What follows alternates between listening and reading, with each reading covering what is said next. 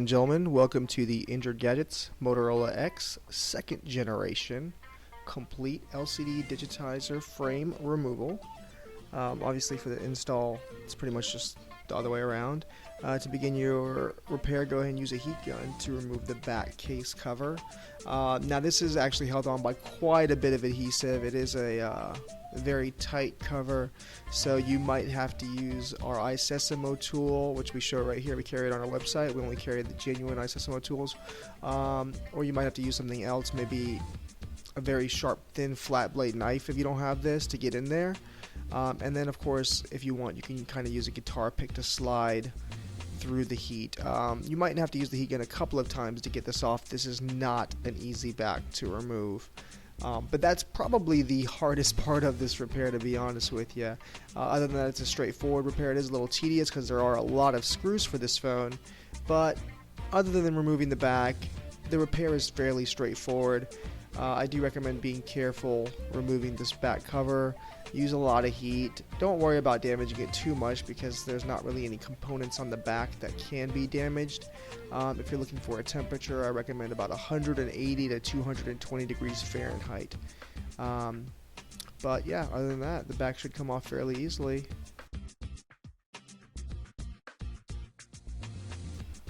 Alright, with the back removed, now there's going to be a lot of screws that you're going to have to remove. But before that, go ahead and grab your iSeamo tool, remove these two little plastic grommets.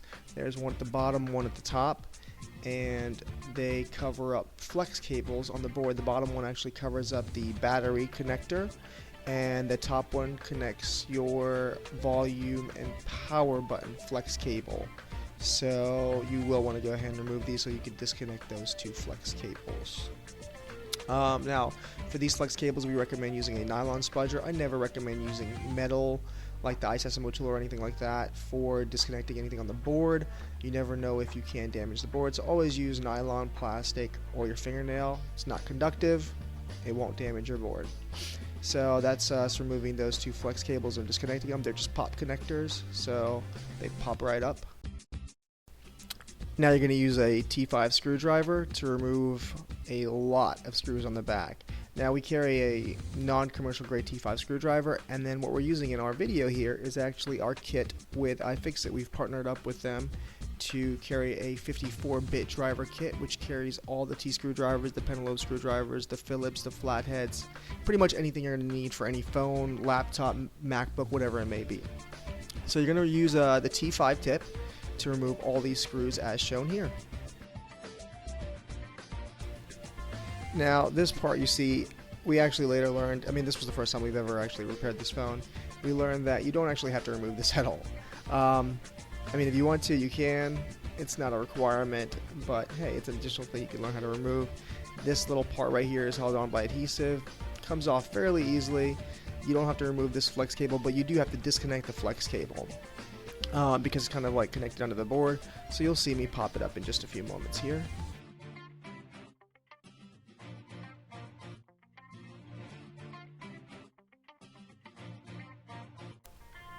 Alright, so I'm zooming in here because this is what I want to show you. So there's a little Kapton tape, which is a heat conductive electrical tape covering this flex cable. You always want to make sure that you put these tapes back whenever you disconnect them or remove them. So there's this tape covering up this little flex cable, and this flex cable slides in. So you want to remove this tape, make sure to put it back on when you're redoing the repair, and watch carefully how I'm popping this up. Pops up that way, slides out. You want to make sure you do it this way. You do not want to damage that little connector. It won't go back in. Your volume button won't work. So be careful doing that. Alright, now we're going to start removing the T5 screws.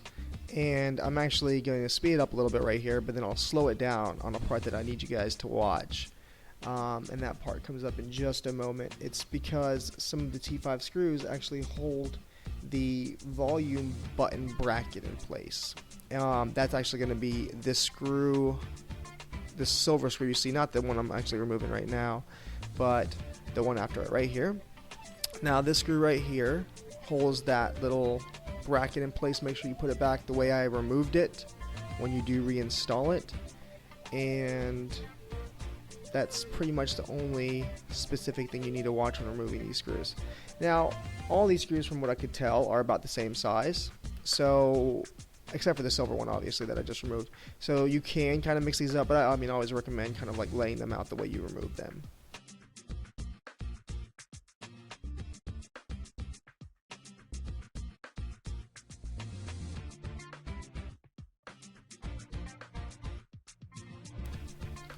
Alright, now there's actually one screw that is covered up by some tape right here. You'll see me kind of pull that tape back. This is the final screw on the back casing. You'll want to go ahead and remove that before you can separate the back casing from the housing. Once you remove this screw, I mean, the back casing literally just slides apart from the housing. It comes off very easily.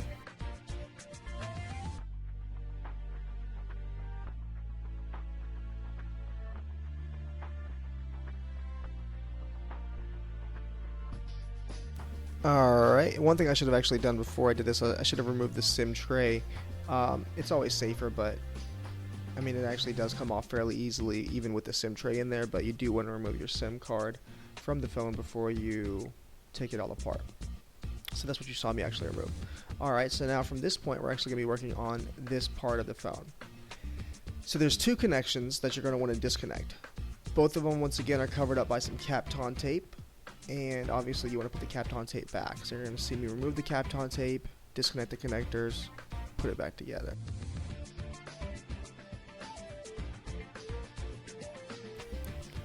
Please take note how I remove these connections, because you don't want to break any connectors or jawbone flexes.